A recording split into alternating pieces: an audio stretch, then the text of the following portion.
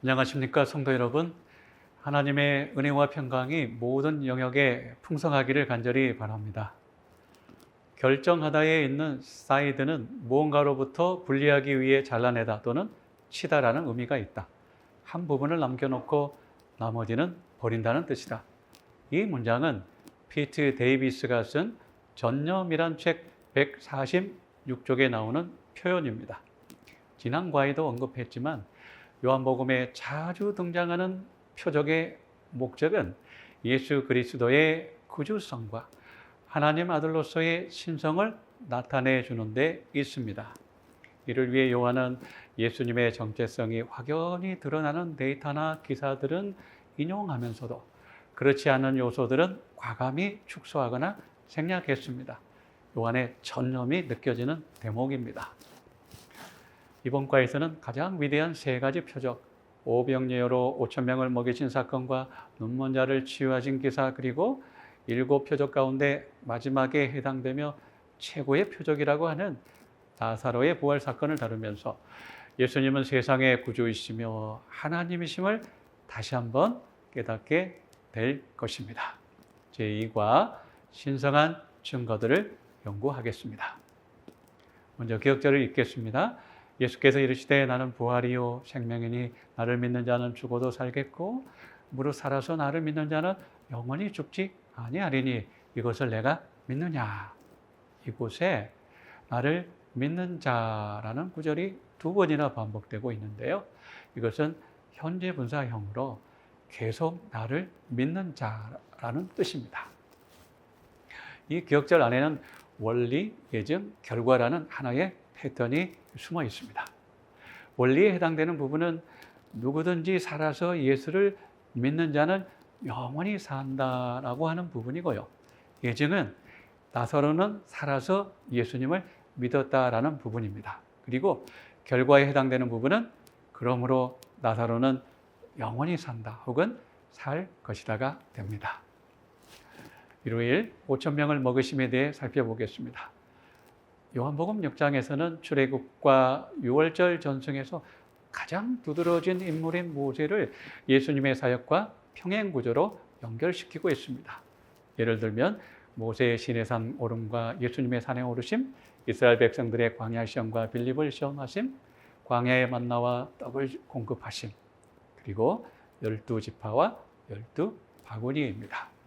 이런 평행 구도의 궁극적 지향점은 예수님이 바로 백성들을 구원하실 새로운 모세라는 것을 알리는 것이죠. 이곳 사건의 배경은 6월절입니다. 광야에 최초로 만나가 내린 것은 2월 15일이었습니다. 만나가 내린 날짜가 6월절에 붙어 있고요. 30일 전부터 6월절을 엄숙히 지키는 유대인의 관례를 봐도 그렇고 또한 메시아는 6월절에 오시고 그의 도착과 함께 만나가 다시 내린다고 믿는 유대주의 전승을 보아서도 6월절을 떠올릴 수밖에 없습니다. 요한복음 6장과 매칭되는 광야의 만나 사건이 얼마나 위대하고 중요한 사건이었는지는 출애굽기 16장을 통해서 알 수 있습니다. 16절, 36절까지 보면 만나를 매일의 만나, 안식일을 위한 만나, 그리고 미래 세대를 위한 만나로 구분하여 모든 세대를 통해 잊지 말아야 할 사건임을 명시하고 있습니다. 왜냐하면 광야에서 만나를 공급하신 일은 창조주 하나님의 사역이었기 때문이죠. 출애굽기 16장 14절 15절은 창세기 1장 29절 창조 기사를 생각나게 합니다. 두 텍스트에 공통으로 나오는 단어들이 있는데요. 어떤 단어들일까요?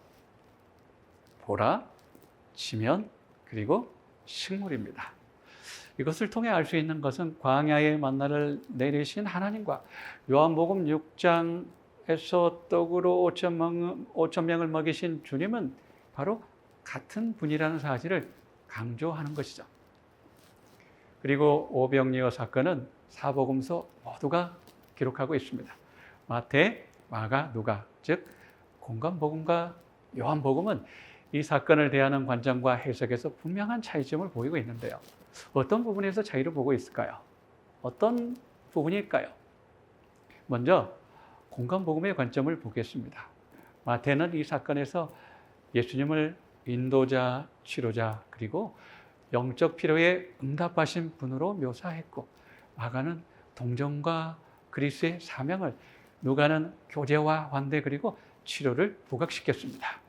정리해보면 공간복음은 백성들의 필요를 살피고 돌보시는 분, 그리고 제자들만 챙기고 제자들과만 어울리시는 분이 아니라 사람들과도 함께 하시는 주님이라는 사실을 널리 알리고 있습니다. 무엇보다도 아주 감동적인 부분은 마가복음 6장 31절에 있습니다.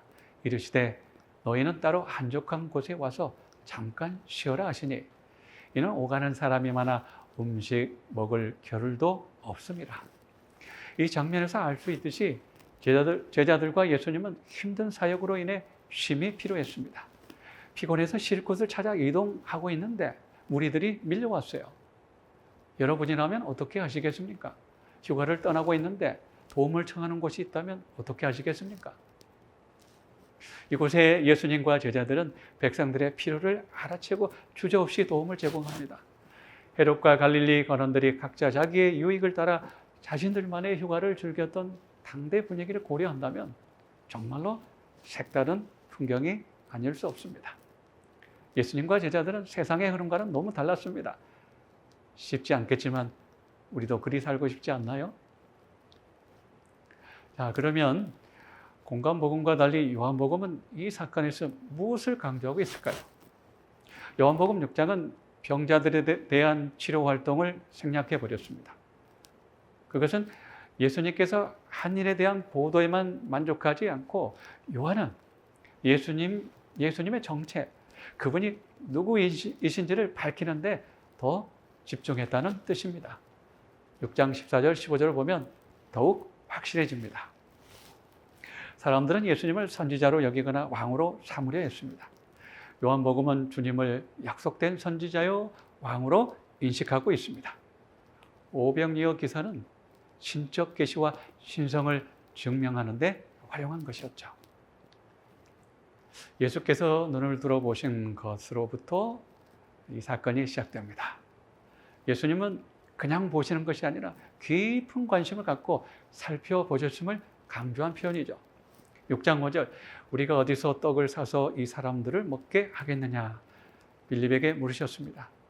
이렇게 말씀하셨어도 주님은 모든 상황을 직접 컨트롤하고 주도하셨습니다. 조금씩 받아도 200데나리온 떡이 부족하다고 빌립이 대답합니다. 이어 보리떡 5개와 물고기 2마리를 가져온 안드레는 이 많은 사람에게 얼마나 되겠습니까? 라고 말을 보탭니다. 아무리 셈법을 해도 부족할 수밖에 없다는 판단을 제자들이 내린 것이죠. 이런 상황에서 우리 주님은 그들이 원하는 대로 주셨고 배불리 먹게 하셨고 또한 남게 하셨습니다. 이것이 바로 우리를 향한 주님의 마음입니다. 예수님은 이 사건으로 신명기 8장에 예언한 나와 같은 선지자로 인정받으셨습니다.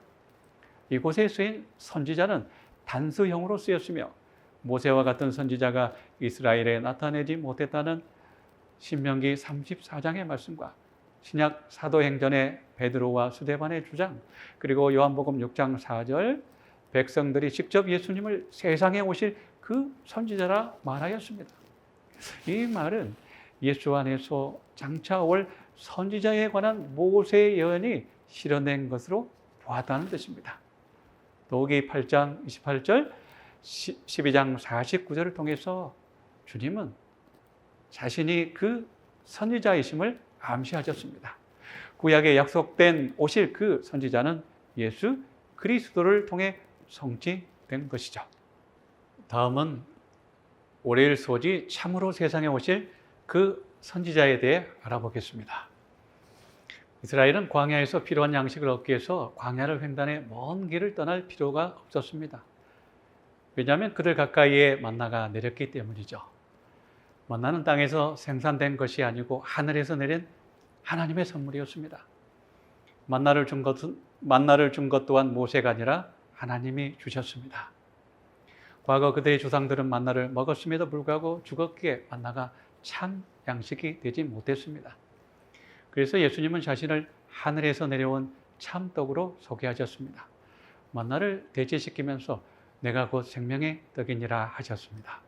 이곳에서 내가를 특히 강조하고 있습니다. 다른 사람이 아니라 바로 내가 산떡, 생명의 떡이라 하셨습니다. 그래서 6장 54절 인자의 살과 피를 먹고 마시라 하였습니다.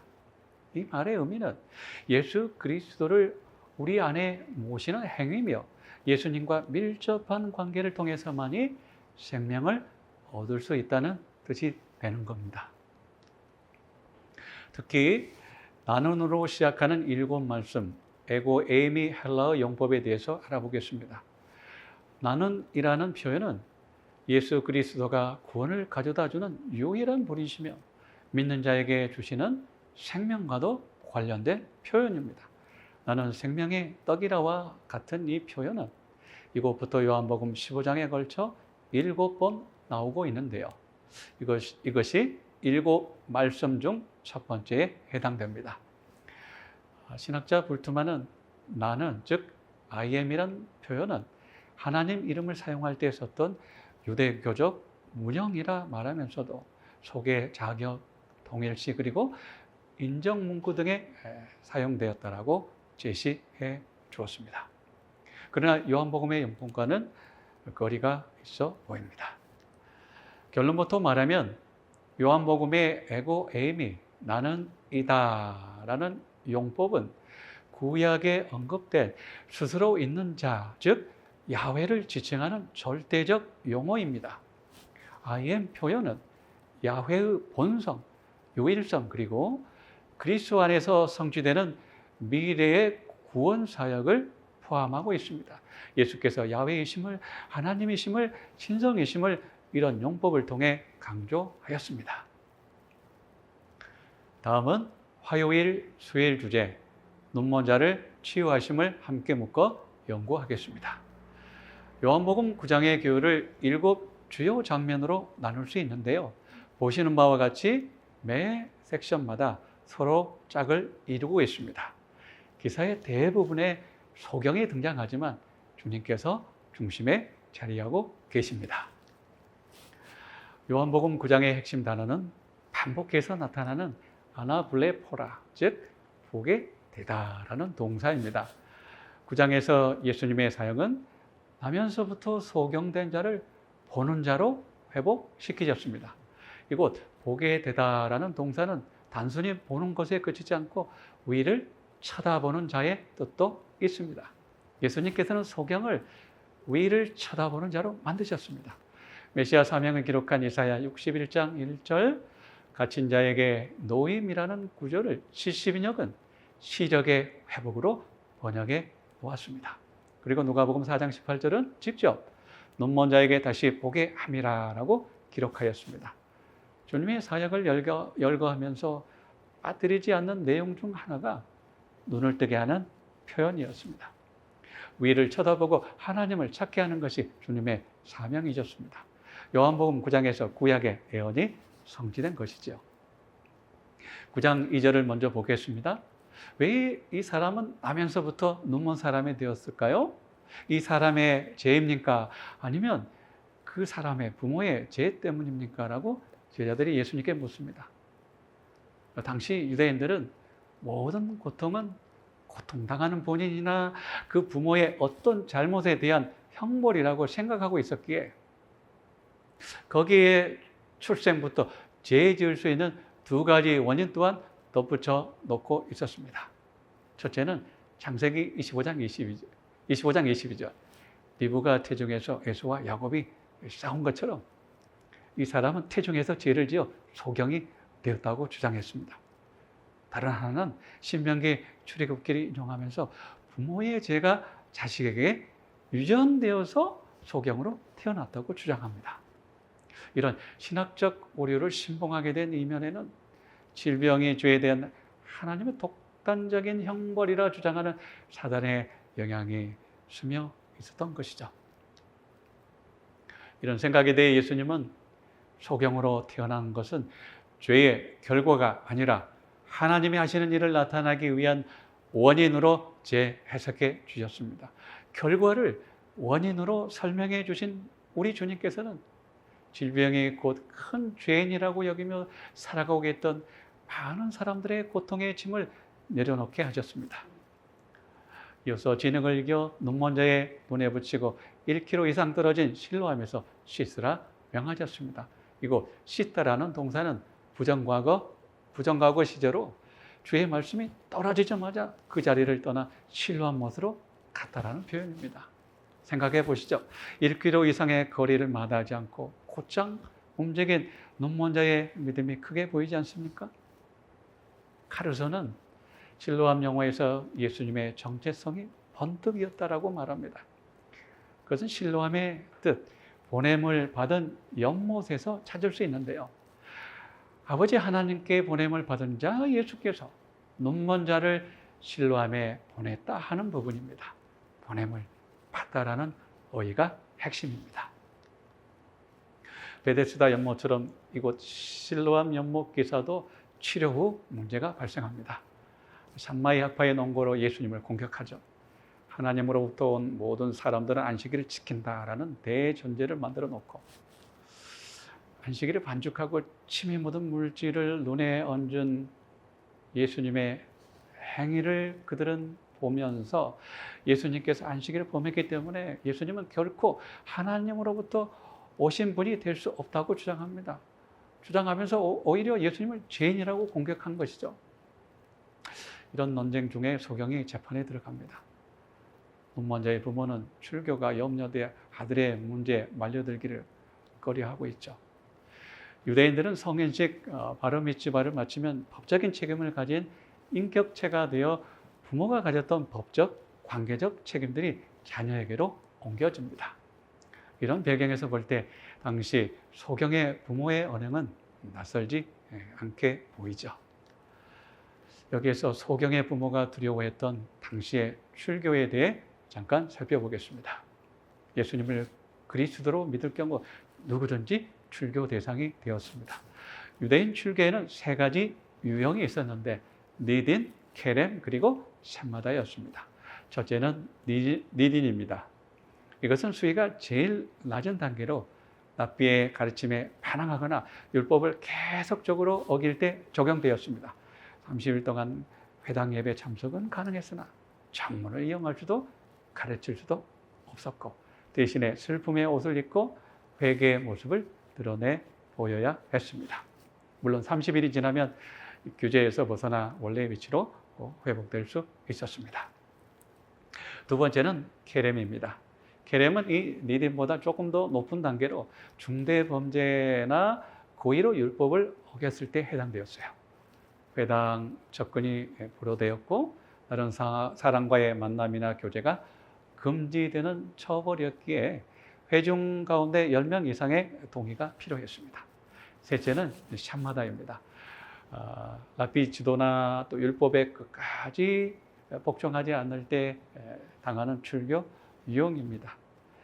이와 같은 출교 유형에 해당하면 선민의 언약 이탈자로 취급되고 또 다시는 공동체 구성원으로 활동할 수 있는 기회가 끊기게 되었습니다. 시대의 소망도 당시의 출교의 규정을 기술하고 있는 부분을 우리가 찾아볼 수 있습니다. 이런 분위기에서도 소경의 믿음의 강도는 점점 더 높아갑니다. 샴마이 학파 3단 논법을 고려하면서 이 소경 역시 논법으로 대응합니다. 하나님은 자신을 경외하는 자의 말씀을 들으신다라는 전제를 깔고 예수님은 소경으로 태어난 자의 눈을 뜨게 하셨기에 하나님으로부터 오신 분이다라고 주장합니다. 누구도 할 수 없었던 놀라운 일이었습니다. 소경의 믿음의 성장은 예수님에 대한 호칭 변화에서 정확하게 드러납니다. 처음에는 예수님은 사람이라고 부르더니 그 다음은 선지자, 그 다음은 하나님께로부터 오신 분, 마침내 그분께 경배하는 자가 됩니다. 우리도 세월이 흐를수록 주님을 선명하게 바라보면서 그분을 힘차게 전하는 믿음의 백성 되길 간절히 소망합니다. 이처럼 종교 지도자들과는 달리 눈먼 사람은 예수님이 어떤 분인지 더 분명하게 이해할 수 있었습니다. 소경과 지도자들은 같은 사건을 바라보면서도 어쩌면 이렇게 상반되는 대응을 했을까요? 존 폴리는 그 이유를 두 가지로 설명했는데요. 첫째는 저들의 완고한 마음이었고, 둘째는 사람의 영광을 하나님의 영광보다 더 사랑했기 때문이라 지적합니다. 더 나아가 당시 유대인들의 영적 상황이 오늘날에도 모습을 달리 나타날 수 있다고 합니다. 그것은 잘못된 길에서 돌이키지 않고 계속 죄와 오류에 쌓여 살아갈 때 하나님의 뜻과 기별을 구하는 대신 자신의 형편에 맞는 기별과 신학을 찾게 된다는 것입니다. 심지어 거리낌을 주는 신학과 기별은 거부하고 자신들의 신조를 정당화해 주는 다른 신학에서 위안을 삼게 된다는 뜻입니다. 다음은 목요일 소지 나사로의 부활에 대해 살펴보겠습니다. 11장 5절, 예수께서 본래 마르다와 그 동생 나사로를 사랑하시더니, 이곳의 사랑하다의 동사는 미완료 과거로 계속 행동 중인 사랑의 관계를 뜻합니다.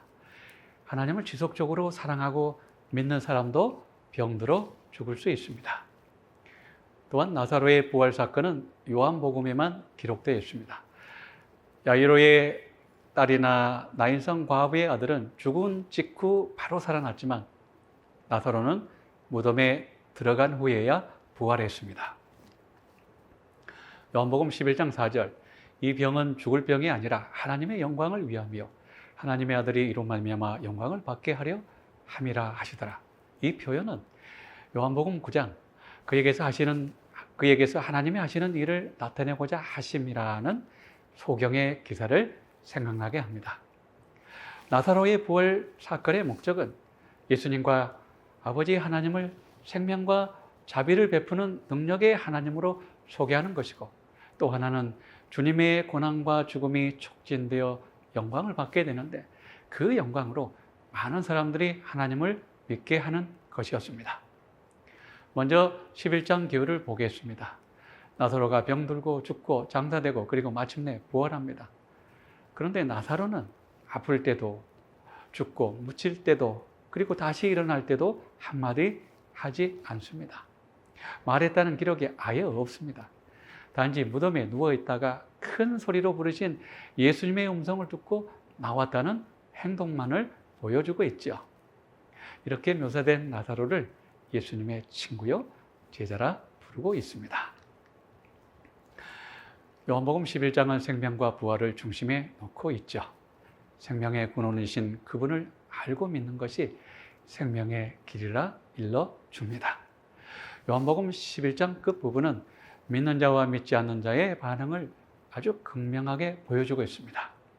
11장 45절, 46절처럼 많은 유대인들은 주님을 믿었지만 반대로 믿지 않는 자들은 예수를 죽이고자 했습니다. 그 중심에 사내들인이 있었고 회의를 소집하여 죽은 자를 다시 살리신 그분을 죽여 자신들의 정치적 입지와 추락한 권위를 살려보려고 애를 쓰고 있습니다. 여기서 얻을 교훈은 명백합니다. 초자연적인 사건을 보는 것은 초자연적 실제에 대한 믿음을 불러일으킵니다. 죽음에서 부활한 나사로를 통해 죽음의 상태와 죽음의 실제에 대한 믿음을 갖게 합니다. 그러나 이와는 정반대의 반응도 생깁니다. 유대인 당국자들이 여기에 속하죠. 그들은 메시아를 배척했습니다. 그 이유는 표적 때문이 아니라 표적 속에 나타난 진리 때문이었습니다. 예수님을 창조주 하나님으로 믿을 수 없었습니다. 주님의 가르침과 말씀이 그들의 생각, 그들의 신학과 달랐기 때문에 거부했던 것입니다. 이처럼 표적 자체만으로는 믿음이 자연스럽게 생기지 않습니다. 거기에는 반드시 믿음과 선택 그리고 결심이 필요한 것이죠. 이제 요한복음 11장을 통해 얻은 교훈을 적용해 보겠습니다. 오늘 살아가는 우리에게 사랑하는 사람들과 이별해야 하는 순간이 불쑥 찾아올 수도 있습니다. 부활의 소망으로 극복해야 하겠죠. 마태복음 14장에 예수님은 침례 요한의 죽음과 장례를 보고 받으셨습니다. 그리고 그 후에 마냥 슬픔과 낙담으로 시간을 보내지 않으셨습니다. 은둔하지 않으셨어요. 주님께서는 배를 타시고 움직였으며 그리고 또 몰려든 사람들을 배불리 먹이셨습니다. 침례 요한의 장례 후에 주님은 활동하셨고 적극적으로 그분의 사명에 충실하셨습니다. 불투만은 진정한 건강은 사랑할 수 있는 능력, 고난받을 수 있는 능력, 그리고 죽음으로 나아가는 능력이라 했습니다. 이런 건강의 정의가 새롭게 다가옵니다. 사실 우리는 요한복음 11장과 데살로니가전서 4장 사이를 살아가고 있습니다. 질병과 슬픔, 고통과 그리고 가장 두려운 이별, 사랑하는 자를 더 이상 이 땅에서 볼 수 없다고 하는 그 순간에 우리가 할 수 있는 일들은 무엇일까요? 그들과 함께 울고 그들과 함께 기도하고 부활과 재림의 소망으로 서로 위로하면서 맡겨진 사명의 길을 힘차게 걸어가는 것입니다. 성도의 죽음은 잠이요, 곧 깨우러 오실 주님의 부활이 있기 때문에 그렇습니다. 1과 2과에서는 사람들이 주님을 믿고 영접하도록 표적과 기사들이 예수님을 세상의 구주요 하나님으로 드러냈습니다.